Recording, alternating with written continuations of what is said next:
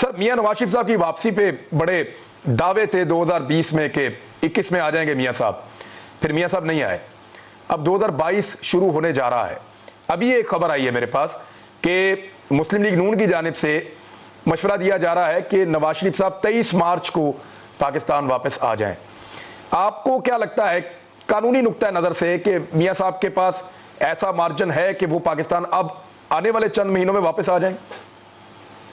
नहीं, आने को तो वो जब चाहे आ सकते हैं, उनको कोई रोकता तो नहीं है, मेरा नहीं ख्याल कोई रोक रहा है। लेकिन क्या वो आएंगे या नहीं, क्या उनके आने पे उनकी किस तरह की रिसेप्शन होगी या नहीं होगी, और रिसेप्शन में बिलखुसूस ये इशू है कि क्या रियासत अपनी रिट को जारी करवाने के लिए और अदालतें अपनी रिट को महफूज और बरतर रखने के लिए ये तैयार होंगी कि उनको गिरफ्तार किया जाए जब वो यहाँ पहुंचे।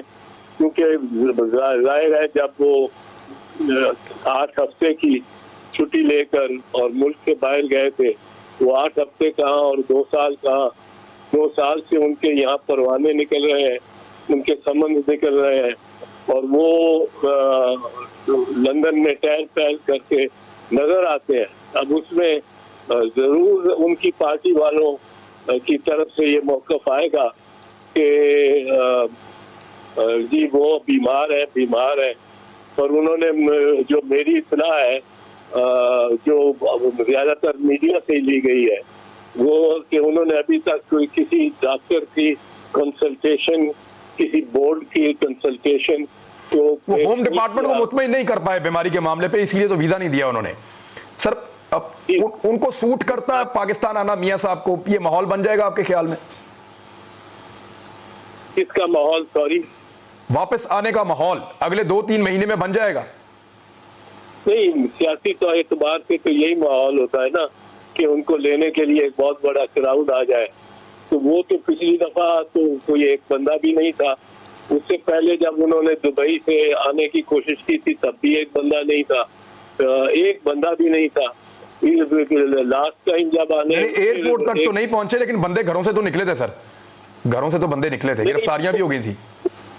वो नहीं पहुंचे थे इसलिए कि शहबाज शरीफ साहब उनको लेके वो 5-7 हज़ार बंदा जो था, जितना भी कह ले, मैं इस पे बहस नहीं करूंगा, अच्छा क्राउड था उनके पास, पर उनको लेके वो चेरिंग क्रॉस तक टहलते रहे। जब पता हो कि फ्लाइट एक आ रही है, आपको इतला भी मिल जाती है फ्लाइट अब 1 घंटा हवा में है और पहुंच रही है, आपका पहला काम होता है कि आप भागे पहुंचे एयरपोर्ट पे।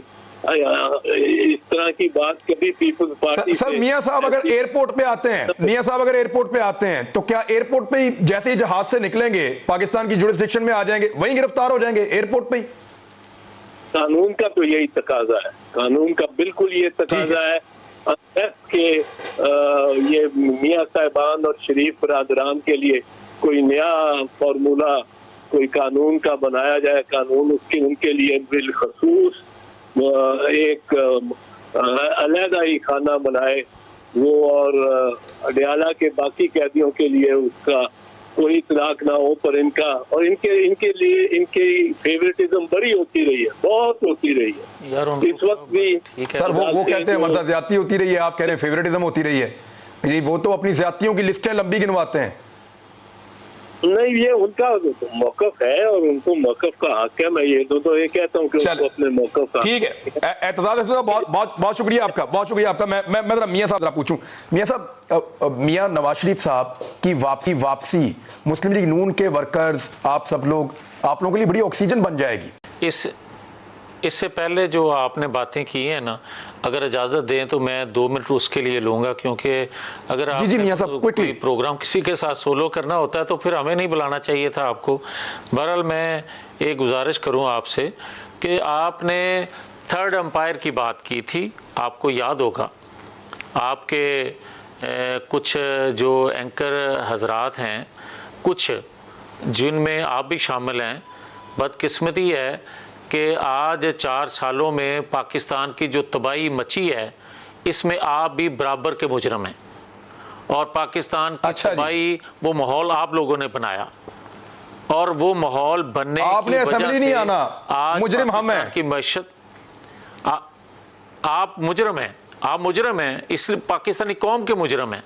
आप लोगों ने जब वो कंटेनर पर खड़े होते थे एक इमरान खान साहब, तो आपने 24 घंटे उनकी तारीफ की, और फिर आप मुझे ये बताएं कि नवाज शरीफ मुखालफत में इतने आगे निकल गए कि उसको मोदी का यार भी कह दिया, और नैब के चेयरमैन की तरफ से एक बयान आ गया 2018 के इंतखाबात से पहले कि नवाज शरीफ ने अरबों इंडियन बैंक अकाउंट में पाकिस्तान का भिजवा दिया, और फिर उसके बाद वो क्लैरिफिकेशन नहीं दी, पूरा इलेक्शन गुजर गया, मगर हम इंडियन नवाज ठहरे।